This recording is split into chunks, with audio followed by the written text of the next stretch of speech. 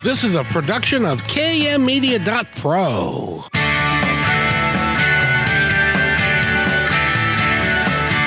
Welcome back to Positive Talk Radio.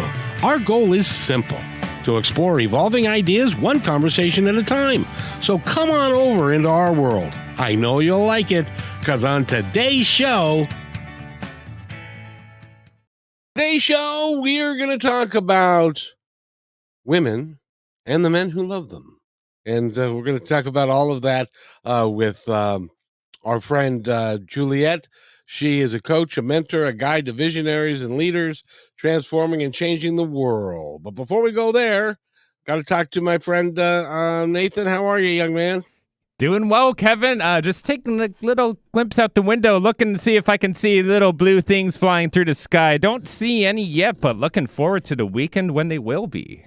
Oh, is this Blue Angels weekend? This is Seafair weekend. Lots going on around the Puget Sound. You know, you got the hydroplanes and the tunnel boats, and of course the Blue Angels, always a big icon when they make their trek up to the Northwest. And always remember that there is a period of time on Saturday and Sunday, unless they've changed it, and I don't know, but I-90 is going to be closed for a period of time. Actually, they opened the bridge, I should say. They are no longer closing it. They've changed the safety flight box, whatever you're going to call it, and it won't be an issue of any danger if the Blue Angels are flying over the bridges. So we're free to travel along I-90 and 520 bridge all weekend. Well, that's good to know. That's really good to know, because it used to cause a lot of problems. So I guess those problems are eliminated, which is why they eliminated them, because they cause problems. Yeah, but you still got to keep your eye on the road. You know, if you see a jet flying over you, make sure you're focusing on the road, not the jet. I tell you, and those things are fast, and they're loud. They are. It's very easy to get distracted, especially with how low they fly. Indeed. And speaking of being distracted, our guest today, and if you go to our website, which is feelfullyu.com, her name is Juliette Karaman, and she is a wonderful young lady that is in the merry old town of London, England today. And we're going to be talking about her work, and how she can help primarily women, but also couples and men work together to lead a better life and to really have the life that they would truly love to have. And so many of us are lost. We're just trying to survive day to day, and we don't really get into understanding what we can really become. And you help us with that, don't you, Juliette? I do, my love. I call it feeling scrumptious. So really having that energy that moves through us, right? We all have that life force, that chi, but that we've kind of like lost access to. That maybe as a baby we had, and then all of a sudden, with all the conditioning that we hear and all the things that we heard from our parents, from our schools, from all the influences that we had, we just shut down that beautiful person that we actually are. And I kind of help people open that up and help them open up to scrumptiousness of life, to that life force, and to really learning how to communicate with the most important person of your life, which is yourself, right? Become intimate with yourself again. Exactly. And you also have a podcast, which is Scrumptious Woman. Is that right? The Scrumptious Woman. Yes, it's almost a month old, and it's been going really well. I've been enjoying it a lot. Well, that's really cool, because your information it's important for people, because we get caught up in our day-to-day existence, and especially women who are professionals and they have children and they've got a husband. We tend to get caught up in the to-do list of what we've got to get done today, and by the end of the day we're tired, and sometimes it just doesn't work out well for us. How do you help people get through some of that stuff? It's so funny. I was speaking at the Erotic Blueprint Coaches Convention, because I'm an Erotic Blueprint coach as well. And that was one of the things that came up. It's like, how can we re-jazz a relationship. I have people that come to me after 23 years of marriage and just say, we love each other, but there's no real intimacy. We talk, but it's always about the kids, or it's about work, or it's about the chores, what needs to be done. We kind of disconnect, right? And then you start living together as kind of like as roommates. So one of my ways is saying, make some time for each other. And I get them to play games, communication games, games in how to touch each other, how to kiss each other again. Because when we hug and when we kiss, we actually release endorphins and all these feel-good hormones. And it's really difficult to stay in a state of not liking someone when you have all those hormones coursing through your body again. So I ask people, like, take 10 minutes maybe in the morning, and just connect with each other. Yeah, we can do communication games like, this is what I love about you. This is what I think you and I agree on. And this is what I need you to know. And when you do that back and forwards like that for about 10 minutes, you've created empathy. You've created connection. And then like the whole world starts opening up. And then it's like, well, actually, I would love you to touch my hand maybe. Or can we, I miss you. You can start having those conversations because you're not throwing charge. You're not throwing accusations at someone because you've just connected, reconnected. Now, I was married for 24 years, and it was the best 6 months of my life. But I say that as a joke. But but the thing is, when you're married for a long time, and you get into a certain rut, and you get into certain, you've got the kids, and you've got all of these things, Mm-hmm. and also when you get married, I don't know about everybody, but for me, I got married when I was 25, and my bride was 21. And we were just very young, and we had not even discovered who we really were yet. And how do you teach folks that are going through that to kind of grow together rather than to decide because we each have our own careers and we're doing our own thing and we got the stuff. How do you teach people to grow together so that they can stay together, and because you chose that person because you love them, but over time that tends to just kind of I don't know if it's evaporate or go away, but it seems to be less important than the day-to-day stuff. How do you teach people to grow together?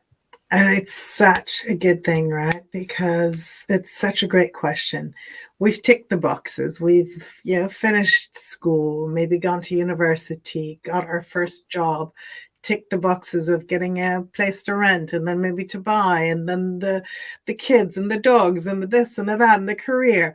So it's all of those little things have gotten ticked. And the intimacy, the real connection between people starts to wander. So this is where I really urge people to at least have 2 or 3 date mornings a month. Pick, even if it's 15 to 20 minutes twice a week. If you can't do a full 2-hour slot somewhere, pick 15 minutes twice a week, saying, okay, we're going to turn off our phones. We're not going to talk about the kids, but we're going to remember who you and me were, what our relationship is, what it used to be, and what we loved about each other. Because again, our mind, our subconscious can't stay in 2 states at the same time. So can't stay angry and can't be happy at the same time. So what I get my peeps to do is to write a list alone of 10 things that they love about the other person. Might be what they used to love, or might be what they love now. And then to share it with each other. And that, again, creates that empathy. And also, it's really important to have communication skills. When the husband comes home from work, and maybe the wife is at home taking care of the kids or has just cooked dinner, and he comes home and blurts out that his day was not great. I'm trying to not curse here. He had a bad day and he just didn't like it. And yeah, and the wife is there. He's got 2 toddlers hanging onto her skirts and then, cooking dinner. It's not the right time for her to pay any attention to him. And this could be completely the other way around as well. So one of the best things is like, hey, do you have the bandwidth to talk? Do you have the bandwidth to listen? I don't actually need your advice, but I would like you to listen. And this has us check in. It's like, actually, no, I don't have the bandwidth now, but I would love to discuss this later when the kids are in bed, and et cetera, et cetera. So it's really, communication is the biggest, I would say the biggest killer of marriages. And it's also the thing that gets people close again. Because yes, without physical intimacy, you can still love each other. But if you don't have that sense of feeling safe with someone, being able to communicate what your needs are, what your wants are, what your desires are, what your wishes are for both of you together, then it's going to be really difficult to be physically intimate as well.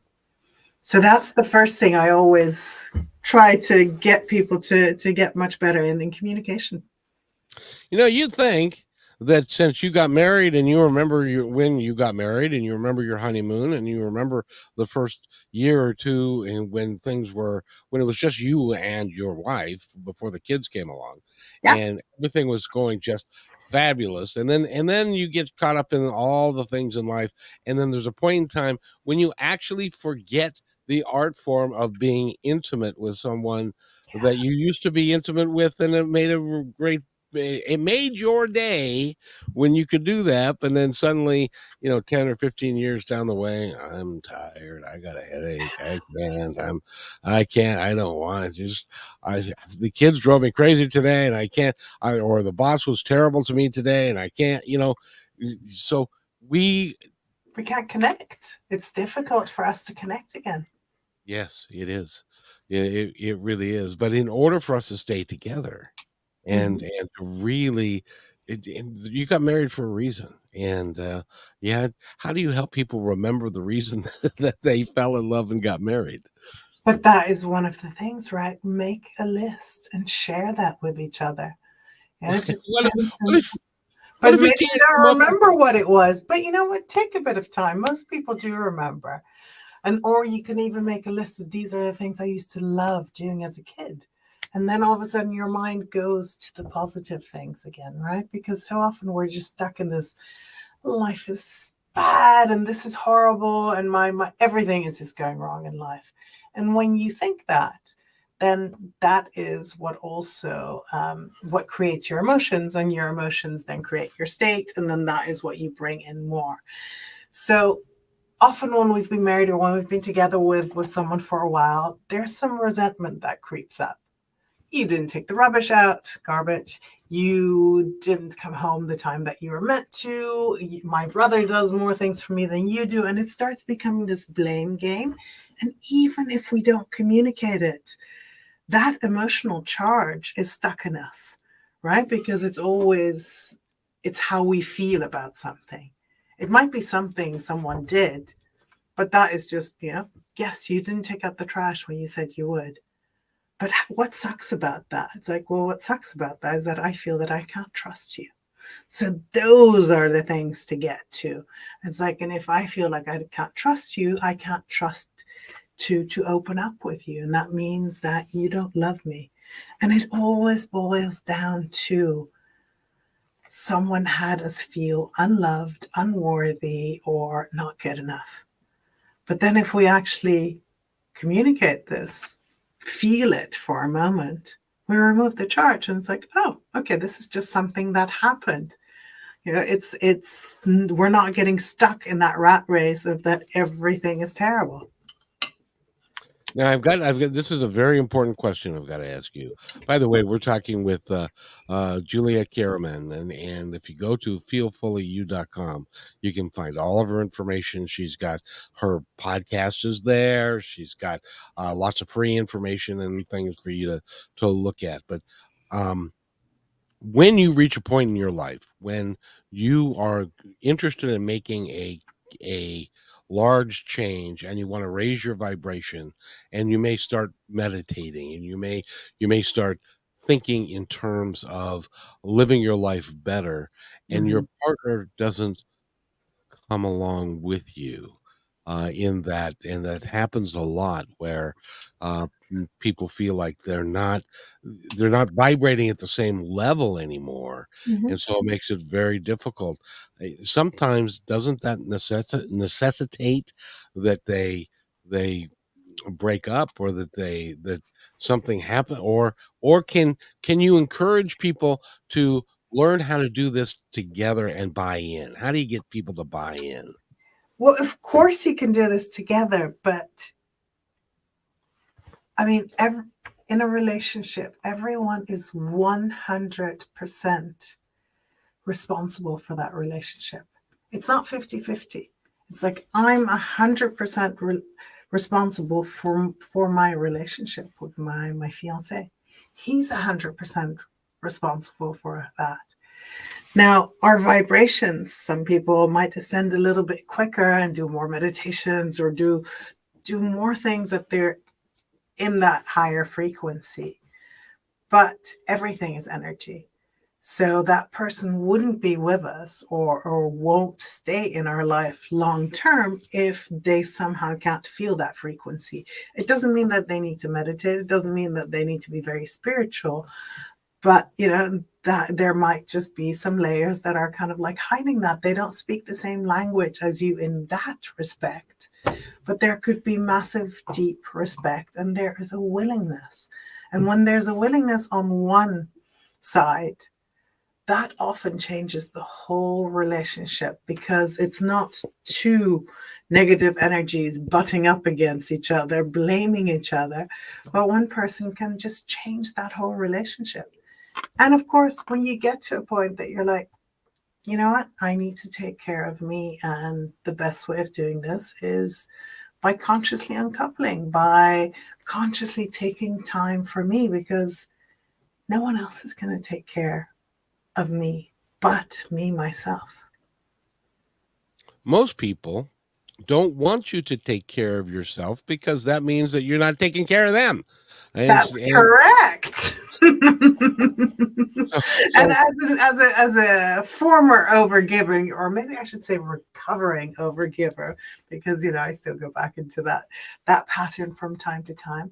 That is very true. It's really difficult. We haven't been taught how to take care of ourselves. We haven't been taught to put our needs first. And it's all the conditioning, and especially if people have children, we've learned, as a woman, we've given birth, we've breastfed or not, but this body was made to actually nurture babies. So it is in our nature to give. But when we get really wrinkly and pruny and do not fill that cup and do not water our own little plant that is this body, then how are we ever going to be able to give to anyone else?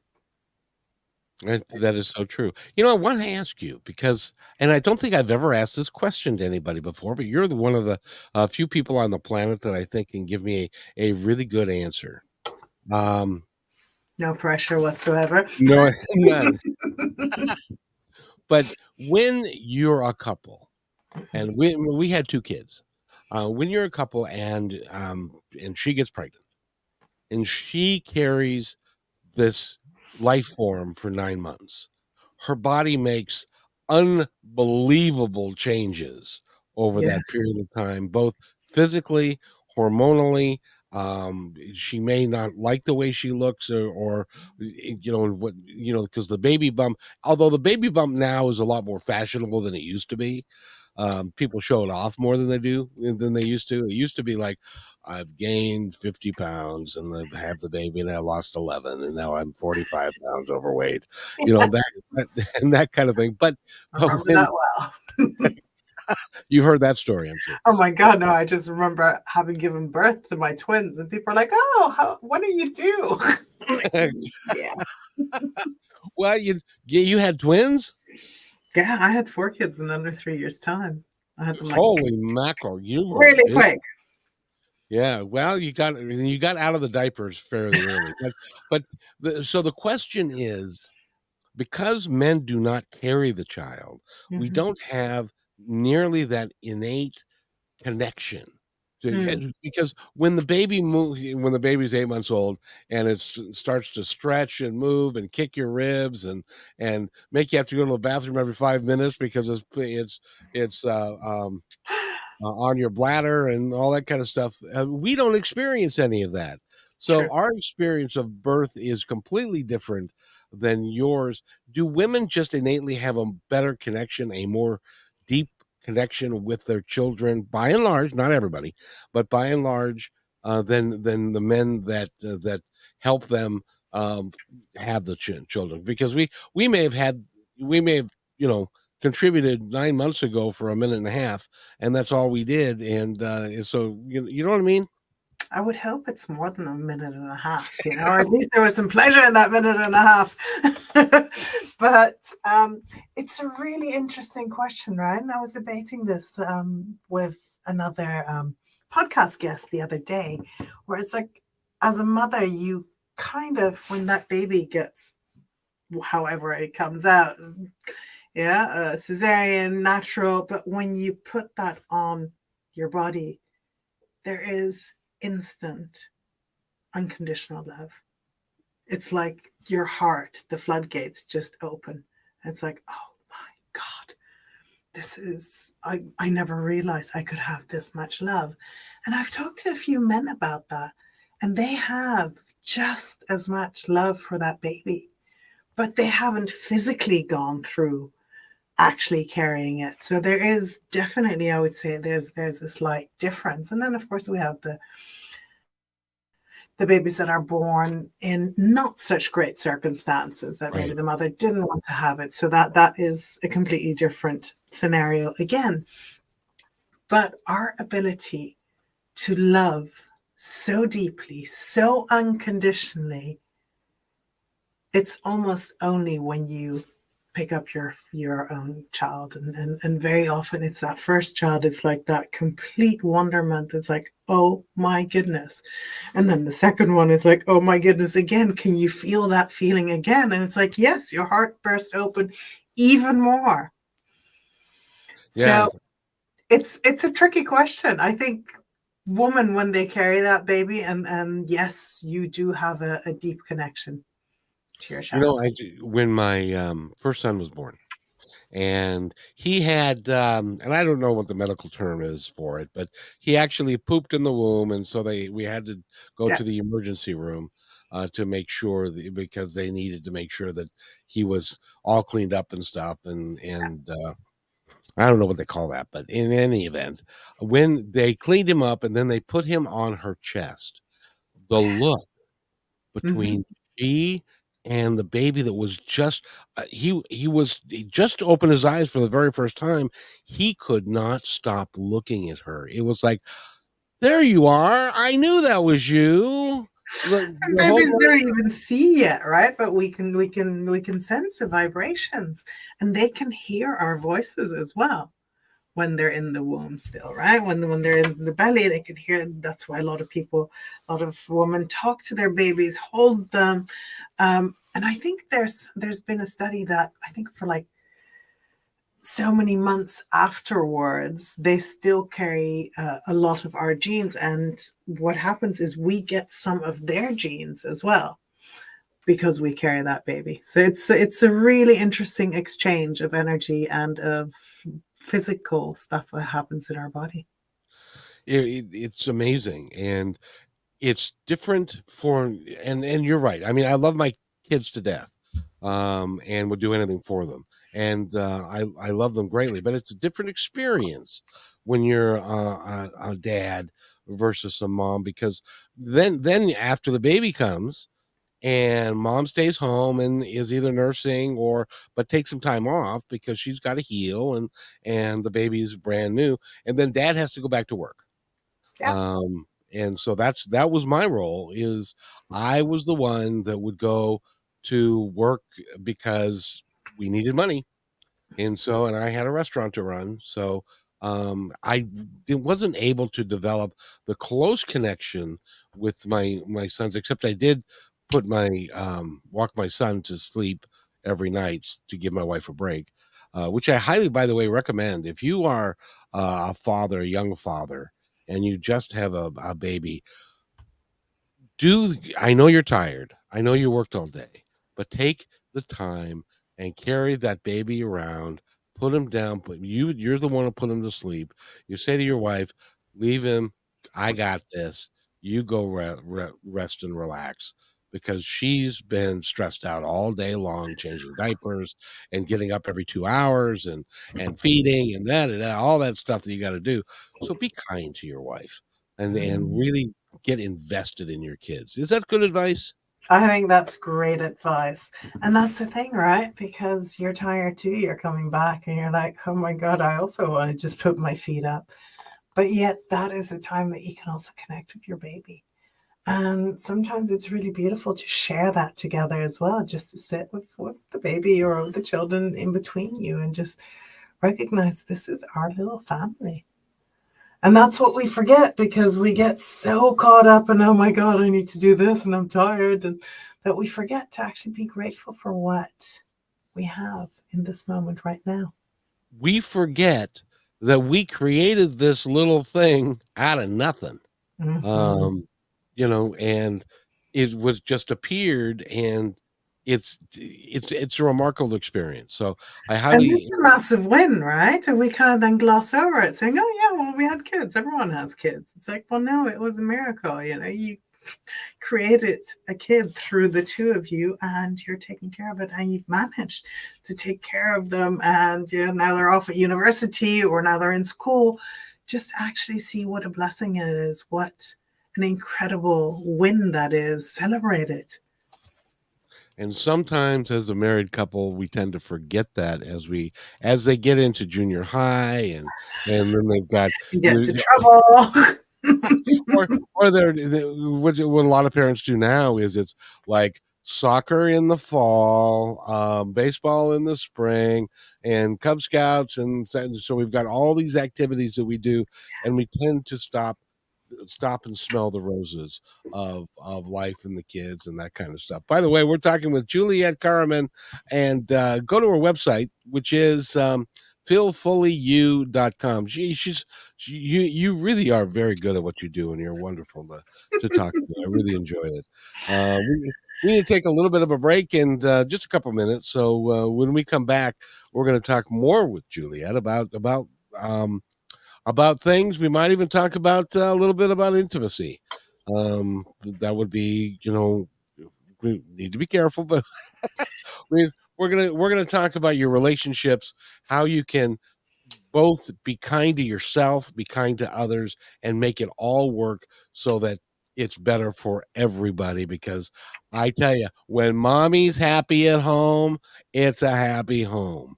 When mommy's not happy at home, it's like, a friend of mine used to tell me, it's like, I do what I'm told, because sometimes then I get to do what I want. So we're talking with Juliette Karaman. We're going to be right back after these messages. You're listening to Positive Talk Radio on KKNW 1150 AM. Hey, PTR loyal listener. First, thanks for being in my dream. And second, I have a new concept in business to share with you. It's called socialpreneurship. So, what's that? Well, it's the idea that any company designates all profits, beyond expenses, to be awarded to a local or international charity or project which is working to achieve good in the world. KM Media is such a company. We believe that it's important for us to give back whenever possible and to make great things happen. So I hope you'll join us in creating this new business model that will positively impact all of us. In the next few weeks, we will lay out the plan and begin our fundraising efforts. So stay tuned for more details right here on Positive Talk Radio.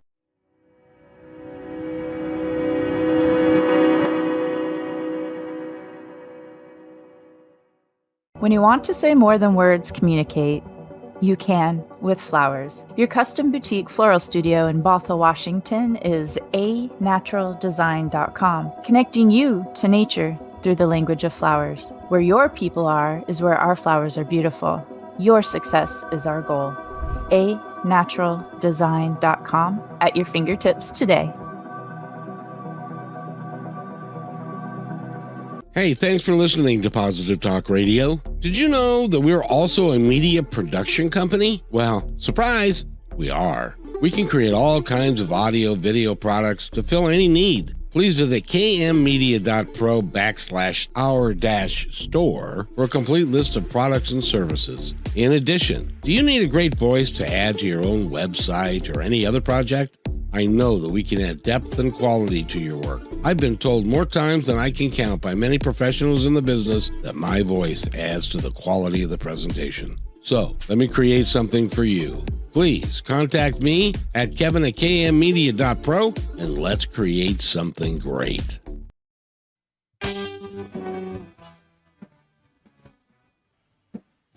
And welcome back, everybody, to Positive Talk Radio. With me, Kevin McDonald, and we've got a great show for you today. Juliette Karaman is with us. And by the way, Juliette, do you know that we created a short for you? Did you see that short we did for you on Instagram? Last time, yeah, I posted it in my feed and on my stories, everything. And everybody thought you were just fabulous. And so we got lots of views from it. And so that's the kind of work that KM Media does. We can create a short that goes on Instagram, can go on your website. You can use it for anything you want. And so just go to kmmedia.pro and talk to us about creating something for you. I'll even do a phone message for you. Hi, this is Juliette. I can't come to the phone right now, but if you leave a message, I might get back to you, but I may not. So no, I'm kidding.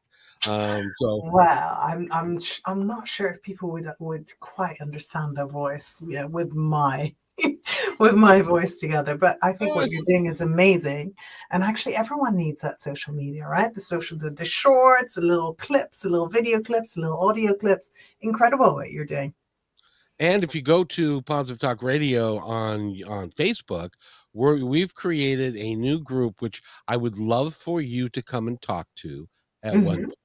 It is it's called Positive Connections, and you can apply to join, and we'll let you in, and then we're going to have events that we're going to invite special people that have been on the show to come and talk to you and make it an interactive dialogue. You can talk back and forth. You can talk to each other. We want to create and will create a like-minded community for people to talk to each other, because post-pandemic, still everybody is isolated. You may not feel like you can talk to people in your immediate sphere about things that are rattling around in your head and that you want to change and that kind of stuff. So you can do all of that by going to Positive Talk Radio on Facebook and sign, and we'll get you started. So we're trying, Juliette. We're really trying. And community is really important. Yeah, I just spent 3 days and pretty much nights for me because it was Pacific time. So until like 1:30, 2 o'clock here in the morning in the UK. But I spent with my community of coaches, and we felt safe with each other. So you feel safe enough to speak what's on your mind, to what's happening, what are the things that you're struggling with. And that's what community does. We create empathy, and we actually have a safe container where you can talk to each other. So I think it's a great idea. Always up for Facebook groups and things. I have a few myself that I go create this as well. And it's not that I created, we co-created, right? And that's the beauty of relationship. We co-create it. Yes, and the whole idea is for us to support each other so that we can lead and live our best lives. And many times you can't do it by yourself. That's it. I was just going to say, you don't have to do this alone. Like when people start feeling like there's something more out there, like very often we talk about the midlife crisis. And this is what I actually started coaching in when I turned around 50. I'm like, what does midlife mean? You know, that time that you've ticked all the boxes and then you're like, is this all there is? And we get this often when they have kids and they go to university, they have empty nest syndrome. And then both or one of the parents is just like, I want more. That's when you often also see divorce happen, because they're thinking like, hey, I want more from life. I have a lot, but yet I want more. And if you can then find a community that can actually hold you, and that can also say, hey, have you looked at this direction? If you go into coaching, there are so many good podcasts out there. There's so many good YouTube videos. There's so many good coaches out there and therapists that can actually get you back on track, and that can bring you guys back together, and then realize it's like, whoa, this is like my whole second bit of life. There's so much available to me. Well, it's interesting. That's how Positive Talk Radio got started. Mm-hmm. It was due to my asking the question, because I'd had the career, I had the house, I had the picket fence, I had the dog, I had the cats, I had the kid, I had the kids, I had the wife, but for some reason I just didn't feel like it was enough. And I was 42, my life was half over. My dad died at 76, my grandfather died at 71, which would make it more than half over, which meant, okay, so I've got 30 years roughly that I'm going to be here. What kind of difference can I make that I haven't made to date? And so that was part of my midlife crisis, was I really wanted to make a difference. Yeah, and so many of us do get into this because we want to make a difference, because we have that calling. You don't see a lot of coaches, therapists, podcasters that don't want to make a difference, right? We want to have our voice, whatever we bring out there. We want you to hear the codes and get activated, because, it's all energy. So we can actually pick up on the codes and then make them our own. It's like, oh, that activates something in us. It's like, I didn't realize I had that in me.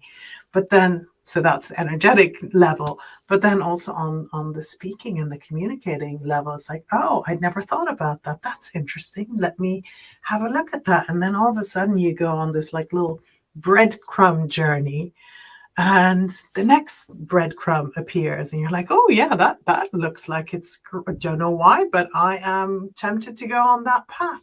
And then you learn so much about yourself, about your relationship, about, possibly what happened in the past and why you are stuck in some energetic holding pattern that keeps you kind of stuck and not free to live the life that you want. And I know that you've had a lot of people come to you with this, which is that we tend to think of our problems as unique to us and the issues that we have. No, this doesn't happen to anybody else in the world except for me. Well, when get into a group and you have a bunch of different life experiences, but they're all open to talking to you. Oftentimes you'll say, this happens to me and it doesn't happen to anybody else. Somebody will say, well, no, the same thing happened to me. And this is how I work through it. It's one of the things that I use in my coaching a lot, and I use when I coach people in big companies, to normalize what's happening. Saying, oh, I've seen that in another company where I work, or I've seen that in a different couple. Things like this happen, just to normalize it, because then the stigma of coming up with something that they feel like they're the only ones, that is just kind of like, hey, that's what Brene Brown calls empathy. That's what the Me Too movement started with, right? Oh, I'm not the only one. And I remember really well when I first went into my whole deep dive of personal development, I went to this workshop and they had drawn a line on the floor with tape, with masking tape. And the question started. So everyone was on one side of the line. And the question starts like, have you ever had your heart broken? Step over the line if you had. And most people like, yeah. Then the next question is like, have you ever felt hurt by your parents? And pretty much most of the people stepped over. And the questions got more and more intimate. Like, have you ever been sexually assaulted? Have you ever been abused? And some people hesitated, but then most people stepped over. And you'd have maybe one or two people on the other side that hadn't happened to. And all of us on either side would look at each other as like, wow, we really are not the only ones. And it creates such a feeling of like empathy, such a feeling of connection, like, oh my God, I'm not the only one going through this. I'm not crazy.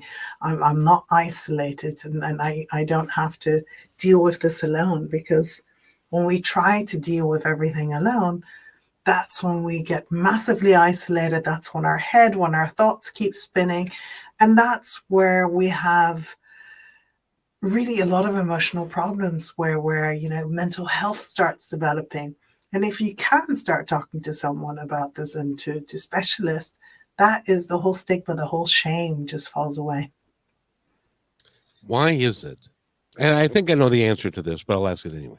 Why is it that some of us, because of how we were brought up, we don't want to look at some of the things that happen to us in our lives? We just kind of gloss over them and say, it doesn't matter. But you can't heal unless you are aware of what happened to you so that you can get through it and heal on the other side of it. Am I correct in that? Well, my company is called Feel Fully You. So that means feeling, you have to actually feel. So to be able to move through experiences that have happened, you have to duplicate them. So you have to re-experience the memories that you have of them now. So what I mean with that is the emotions that come up now, and they won't be the same as when you actually went through it. The thoughts that might come up, perhaps you even have an image, and then what's happening in your body, what's happening somatically to you. So those 4 elements are really important. And when you allow yourself to feel them for 30 to 90 seconds, so maximum 2 minutes, the charge, that where you're stuck, that tightness, just all of a sudden disappears. And it's like, oh, okay. A new layer comes up. And then a new layer of thoughts and emotions and body sensations come up.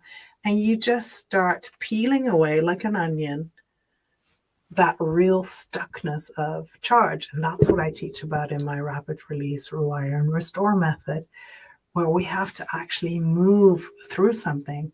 Because our mind, our psyche is incredible. When we are not ready to move through it, it buries it. It kind of like shoves it under the carpet. And I remember when I was 18, I got date raped by 5 guys. I completely felt parts of it. You feel ashamed. Maybe it was my fault. I completely buried it for all my marriage.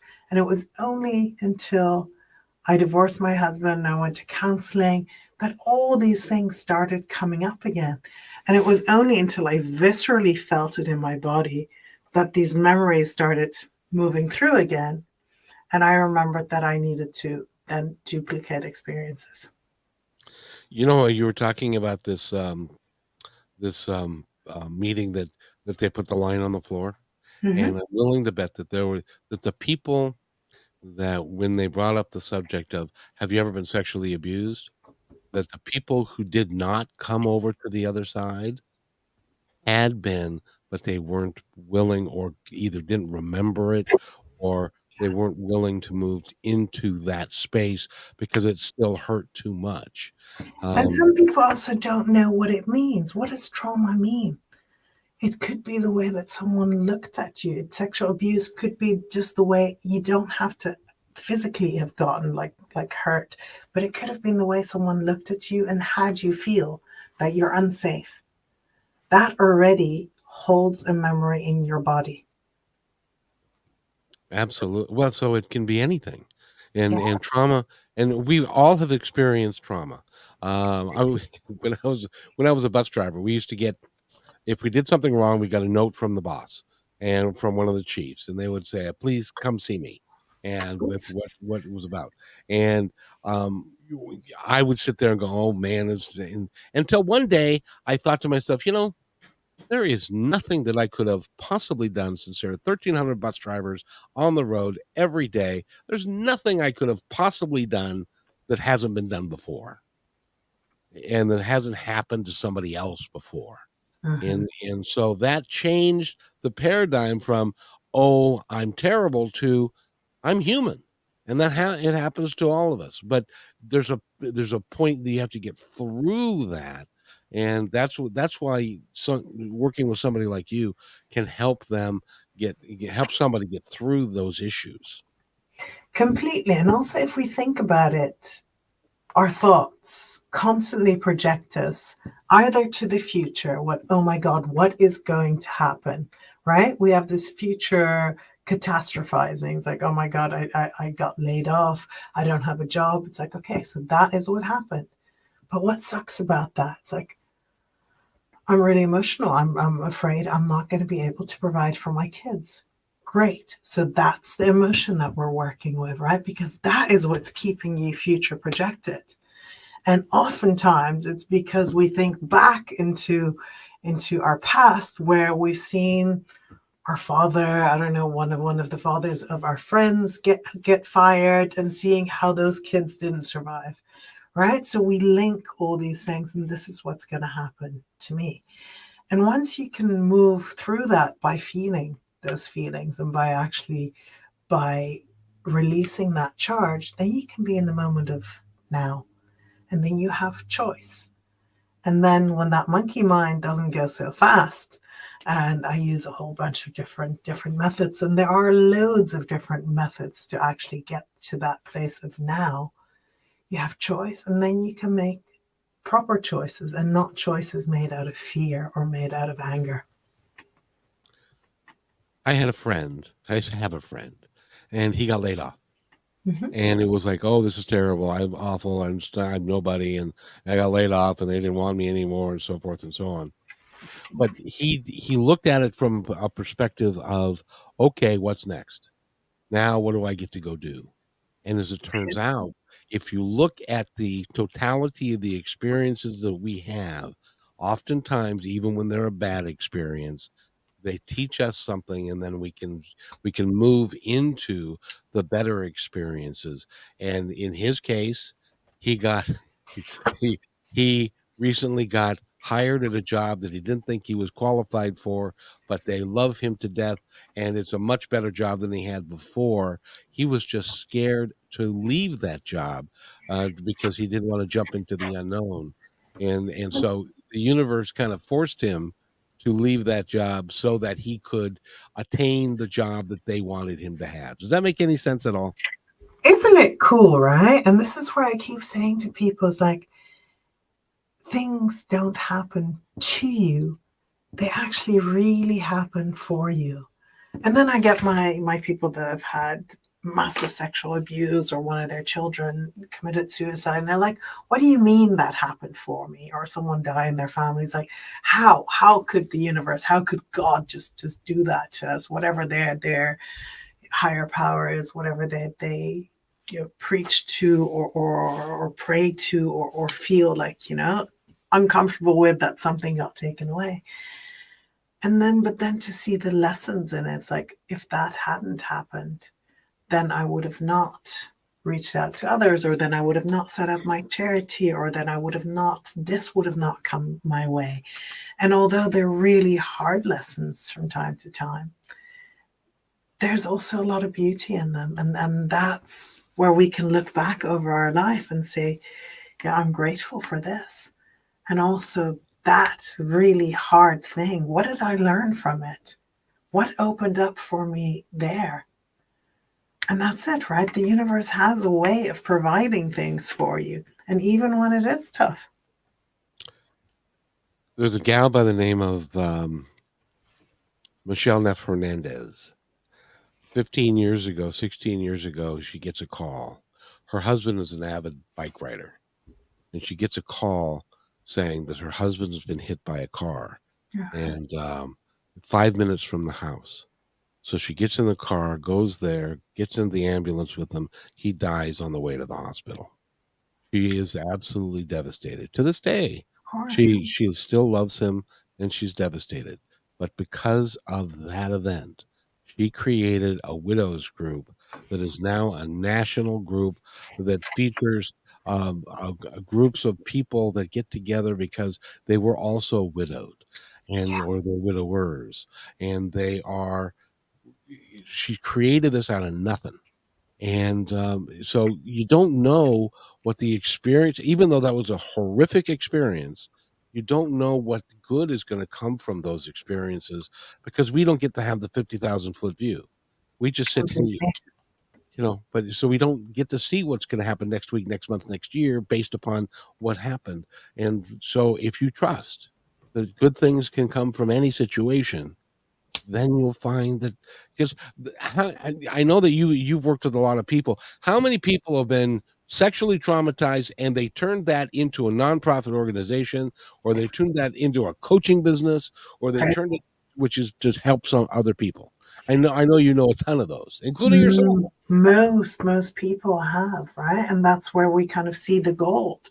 It's like, this happened to me, and I want to help others not have to go through that long way that I roundabout way, but let's cut off I don't know, a few years of that long cycle, so that you can get through it quicker. And I hear the story of her, which is beautiful that she set this up. And today my podcast, The Scrumptious Woman, the section on grief came out, because I grieved a lot. I had my sister pass away, my father and my mother, and I helped doula them over. So I was there and actually helping them prepare to pass over.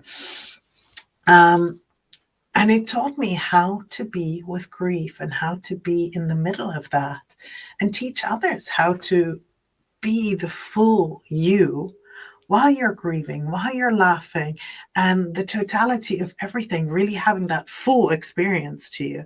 So I talk about that, and I just remember that so many of my friends and so many of my colleagues have said, oh my God, you've taught me so much about grieving, that we can be with all the emotions, and we can actually show that and teach people that it's okay to have to have access to all these emotions. Oh, I agree. Now, I do have a little bit different take on it, which is this. I've done, like I keep saying, I've done like 2,000 interviews. I've done a lot of work with mediums, with past life regressionists, with life between lives people, and things like that. I will tell you that, and I can say this as a fact, that when somebody passes away and you love them and you're grieving for them, the last thing that they want you to do is to grieve for them, so that it incapacitates you to live the life that you are supposed to be living here. And they will, if you talk to a medium, they will come through and they will say, I know you love me and I love you and I'm with you every day, but would you please live your life to its fullest, because it's not going to be here forever. And that's it. We never lose that connection with them, right? I mean, they come in through for me as well, and not in the physical form. And for me, it's not so much hearing what they're saying, but I can feel it, I can sense it, right? And then I'll ask for little signs, and then all of a sudden, the butterfly or the this or the that, what really represents them, or a proper sign will come through. So completely grieve in your own way, but grieve while you are living your fullest life. And that's the most important, right? Where it's we don't box ourselves up and become smaller, but we actually just really live. I love talking to you. You are just a remarkable lady, and I really appreciate you coming on the show. Juliette Karaman has been our guest. Go to feelfullyu.com. Listen to her podcast. She's got some really great things to say. We've got about a minute left, speaking of which, and I'm going to step aside, and I'd love for you to tell our audience anything that you would like them to know. I would love you to really feel into what it is that you love about yourself. Write down 3 positive qualities, or 3 qualities that you love about yourself. And I'd love you to do this with your kids at night as well. When you have dinner together, just saying, hey, what was good about your day? And then what are 3 things that you love about yourself? And to build this up, because we don't have that muscle like, that we can big ourselves up. We're like, no, that's not good. But yes, actually it is, because you really will start to learn how to love every single part of yourself. I can't think of anything better than that.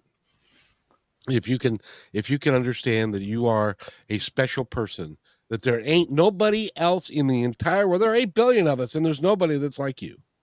So celebrate yourself, celebrate who you are, and stop comparing. Comparisitis, just chuck it out into the bin. I love that. We don't have bins here. We have garbage cans, but that doesn't matter. Same thing. Exactly. Again, Juliette Karaman has been our guest. Go to feelfullyu.com, and thank you so much for being here. Will you come back? I will. I've had lots of fun with you. Thank you. Thank you for having me. Oh, thank you. And by the way, everybody, remember, be kind to one another, because each other's all we've got. And we're going to see you at 3 o'clock on Kixie.